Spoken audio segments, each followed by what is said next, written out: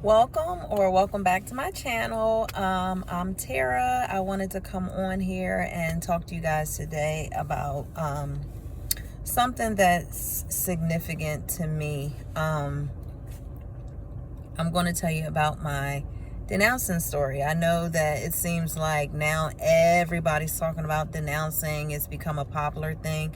Some people think that people are doing it for clout. When I actually separated myself, I'll say, because I don't think I fully denounced and renounced and didn't realize that I didn't.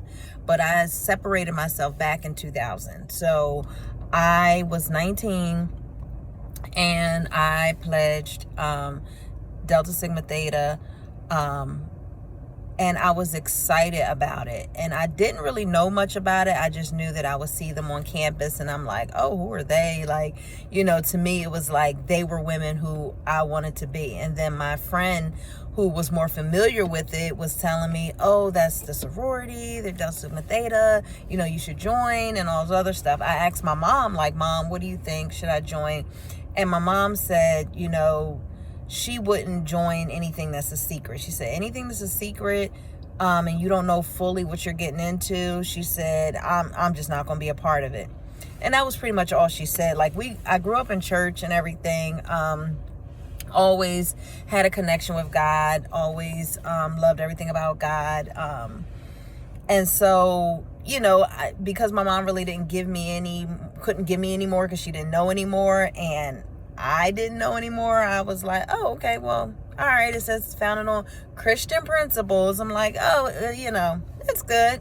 So, of course, like with any secret society, unfortunately, you don't know all that you're getting into until you get into it, which is why it's a secret, which to me, now looking at everything and looking from the inside out, it's no different than any of these other secret societies where you basically you don't know the full truth. You know some truth, but you don't know all of what goes on until you fully get in it.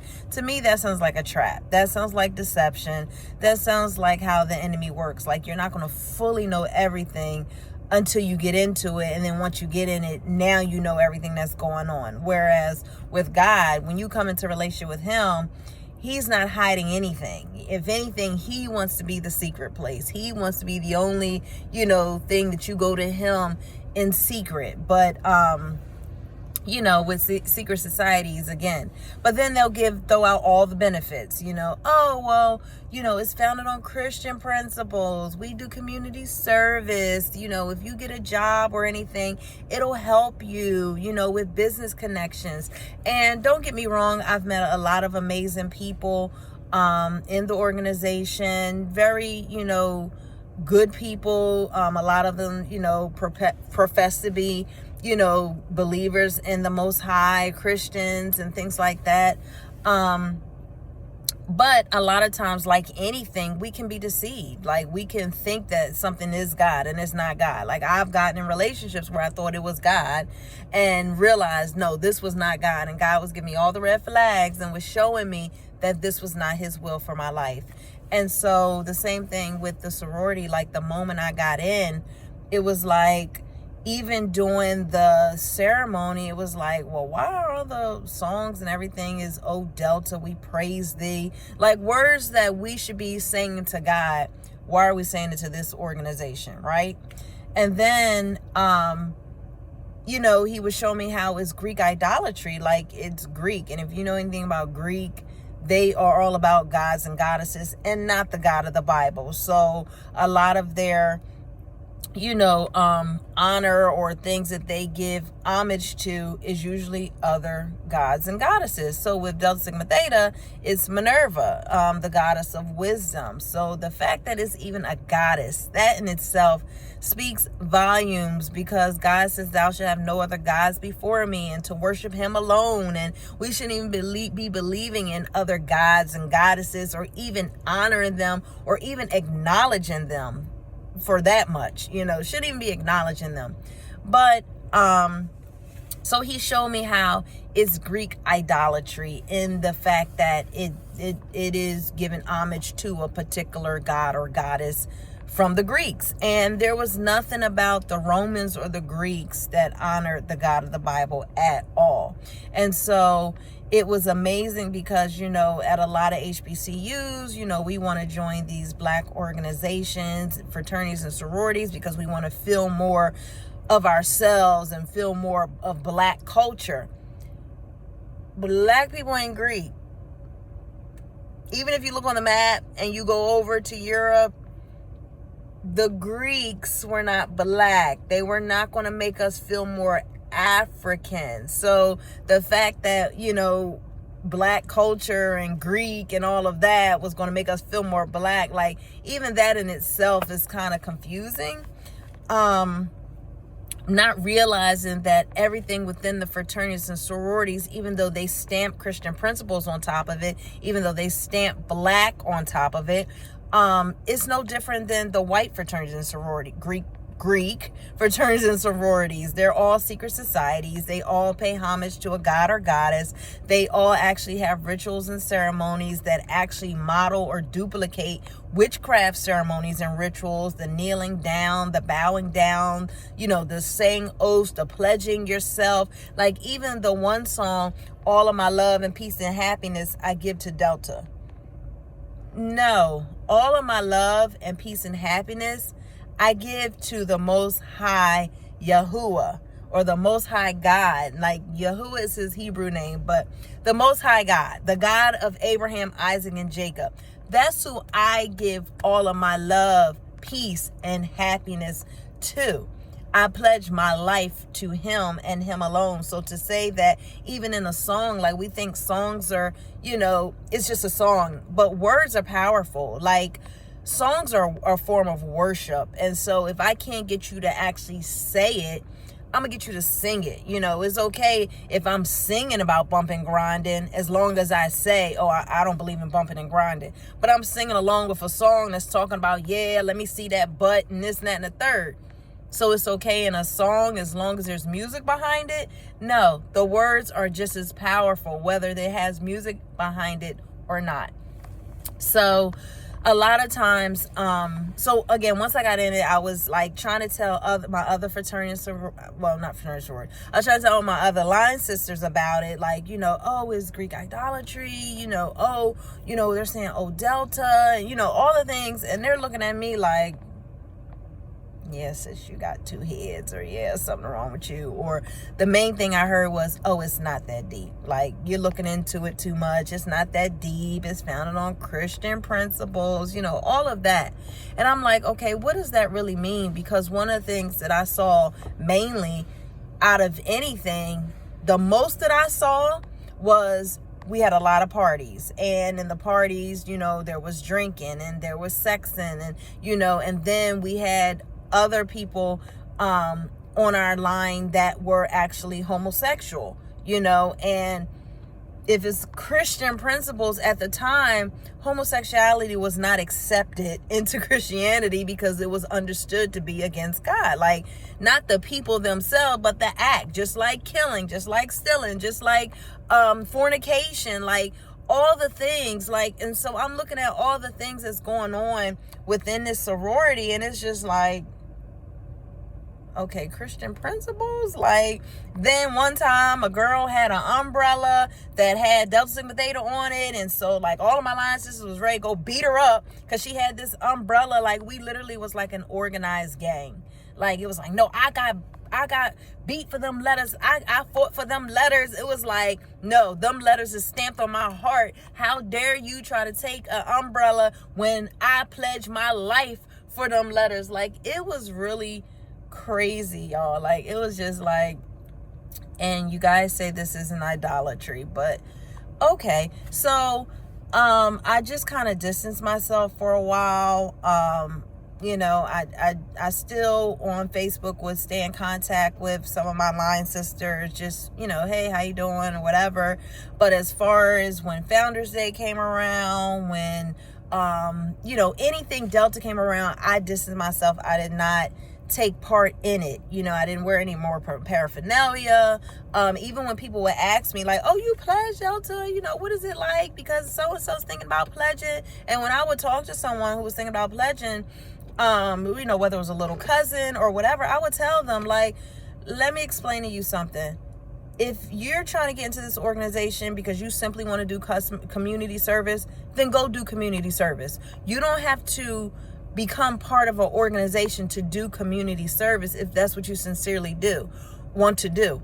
Or if you want to do community service, you can be part of an organization, join with the organization, but you don't have to go through all the other things just to do community service. Because let's be truthful, in college, 9 times out of 10, people were not joining these organizations just because their main purpose was to do community service. Their main purpose was, we want to wear the letters.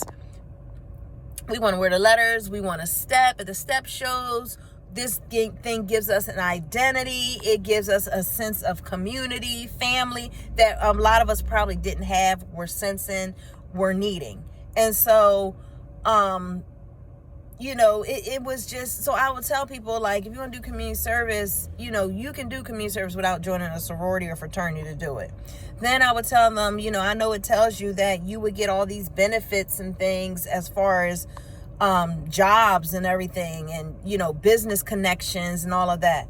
And I would also tell them that in my own experience, anything that I've gotten it because of the favor of God, not because I've joined a sorority to get me there. Like, everything I've gotten because of him.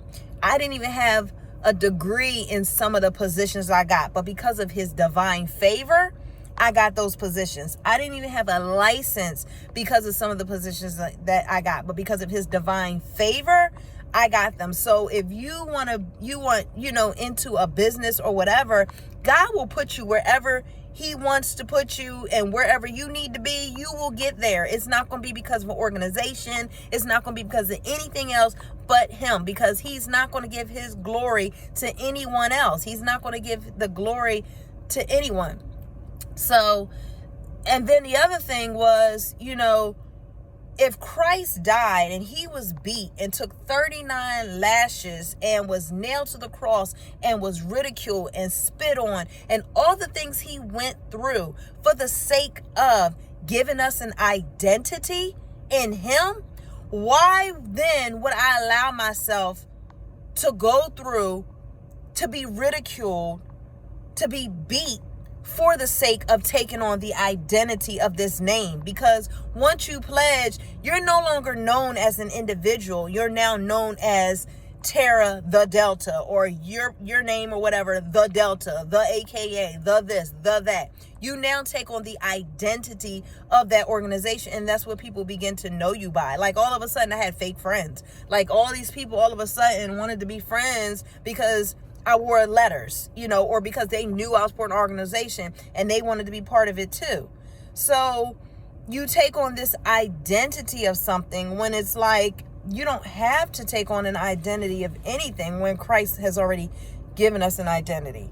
And so, again, I was not doing it back when it was popular to do so. To denounce and to get rid of it, because again, at the time, people thought I had two heads. I was, too deep. I was weird, all the things. So I wasn't really making it publicized, but I would make it known when people would say, hey, aren't you, whatever? And it's like, nah, I'm not part of that no more. I would just kind of give my little story. And, so now, now that it's becoming more of a thing and God is opening more eyes and people are becoming more aware of what's going on, I'm like, oh, well, yeah, let me be a part of it. Let me go ahead and say it loud and proud, because before, there was some fear there. There was some intimidation, because people will come for you when you try to go against these things. And it's not people as much as it's the powers to be, because truth be told, these fraternities and sororities are literally low-level grooming people for other secret societies like Freemasonry and Eastern Star and the Illuminati, like all the things that these celebrities are into, with the one eye and the third eye and the symbolism and the pyramid, Jay-Z doing his pyramid, and all the horn, devil horn, the same horns that Spider-Man do. Like, my son loves Spider-Man, but but it's the symbolism, the satanic government, the symbolism is all throughout everything. You can see it in almost everything. You can see it in Disney. You can see it, because at the end of the day, we live in a fallen world. And that's the whole purpose of Jesus or Yeshua coming back, is to restore proper order and proper government in the earth. And so almost everything, because people are like, well, why are you coming after fraternity and sororities? Well, what about your pledging to allegiance? I don't pledge to allegiance. Well, what about this? What about that? Guess what? I'm checking everything. So anything that I speak about is either things that God has dealt with me personally on, or things that I too am being accountable for. So no, I no longer engage in sexual perversion. I used to, fornication, masturbation, even had thoughts of engaging in homosexuality because of the identity. It all goes back to identity. It all goes back to things in our heart, things we haven't healed from, things we're trying to feel and use to give us some type of identity, to fill these voids within us. And so I feel like I'm going on a tangent, but it's just funny now, because now, there's other people in the sororities and fraternities who are like, they just want clout, and they were never into it anyway, and it's a political move. I'm like, I seen this stuff back in 2000, not 2000 and something, the year 2000, when I pledged, when I crossed. I seen this stuff 24 years ago, and was slowly but surely plant seeds and say stuff. And constantly since that day, because I have become more intimate in my relationship with God, God has been peeling back layers of a lot of things, because there has been so much deception. Like, nobody genuinely signs up and say, you know what, I want to serve another God. You know what, I want to, allow demons into my life. I want to allow nobody does that. That's why the enemy operates off of deception. That's why, people thinking, oh, weed and alcohol and partying and, all the things, like, we get deceived into these traps, and we're drawn into these traps because of the identity, because of the things in our heart that have not been healed. And so there's these wounds and these voids, and we're seeking something. And so the enemy will play off of that and try to offer you something to make you think that that thing is fulfilling you, when really it's not. So I just wanted to come on here and share about my personal experience, as well as how now it's become a thing, and I just pray that God will continue to remove the scales from all of our eyes, not even when it's fraternity and sororities, because again, that was 24 years ago for me. But there are other things in my life. He's healed me from so many other things that I'm going to share on this channel. Like I said, I no longer engage in sexual perversion. I no longer indulging in masturbation, which had a stronghold on me ever since I was 3 years old. No longer am I indulging in fornication, which I didn't realize that sex is spiritual, and there's a reason why it has to be between male and female, and there's a reason why it has to be between husband and wife, not just male and female, but within a marriage, because it's a covenant. And anytime anything sexual is done outside of the covenant of God, outside of husband and wife, it opens the door to demonic spirits. And even in a marriage, there are certain things that we can't even do just because we're married. Because again, some of these things we're pulling from our experiences. Some of the things we pulling from the things that the enemy takes and perverts. God created sex, but the enemy perverts it and will make you think you got to use all these things. Like, you got to use toys, and you got to, bring other people into your bedroom, like all kinds of crazy mess that people don't realize that ultimately is also inviting demonic attack and demonic strongholds. And you wonder why I'm dealing with depression. You wonder why mental illness is at an all-time high. And then not to mention that a lot of this stuff is also coming from generational stuff that has been passed down because nobody has stopped it. Sexual perversion was in my grandmoms. And so now it's coming out in a different way. And they're like, how they end up, homosexual? How they end up in this and how they end up in that? Well, because y'all was fornicating, and nobody broke it, and it was passed down spiritually and generationally. So a lot of things are being passed down, and people are wondering where mental illnesses are coming from and all of this. I got a whole nother video where I'm going to talk about mental illness. So just wanted to come on here and share, and just really pray and seek the Lord, seek God on a lot of this stuff, because I'm telling you, like, things are not what they seem. Like I tell my kids all the time, we live in a natural realm, but there's also a spirit realm as well. And the spirit realm is a true reality. That's why God even says they that worship him must worship him in spirit and in truth, because even God is a spirit. And so if you are a Christian, if you're a believer in the Most High, you believe the Bible from Genesis to Revelations, if you know for a fact that God is a spirit and the spirit realm is real, then really ask God to start revealing to you and pulling back the scales, because in the natural, it's so easy for us to be deceived and not see things for what they really are.